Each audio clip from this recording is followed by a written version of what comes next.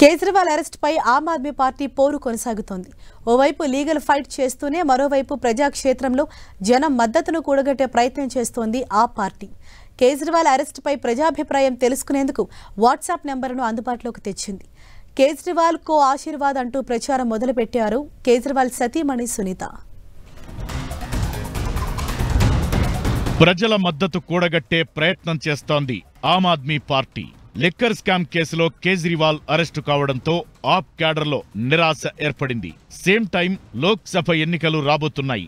ఢిల్లీతో సహా పలు రాష్ట్రాల్లో సీటు షేరింగ్తో పోటీ చేస్తోంది. ఈ నేపథ్యంలో పార్టీ క్యాడర్తో పాటు ప్రజల్లో కేజ్రీవాల్ పై ఉన్న అభిప్రాయమేంటో తెలుసుకునే ప్రయత్నం చేస్తోంది ఆమ్ ఆద్మీ పార్టీ.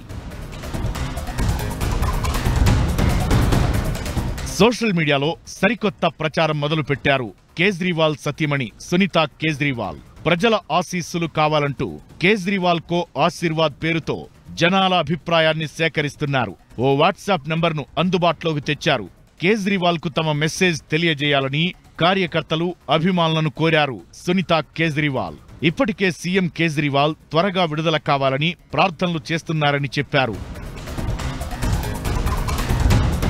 కేజ్రీవాల్ ను ఎంత ప్రేమిస్తున్నారో వాట్సాప్ ద్వారా పంపించండి అంటూ కోరారు సునీత కేజ్రీవాల్. సంఘీభావం తెలుపుతూ ప్రజలు పంపే మెసేజ్లు సీఎం కేజ్రీవాల్ వరకు చేరుతాయని, ఆయన వాటన్నింటినీ ప్రేమతో చదువుతారని చెప్పారు.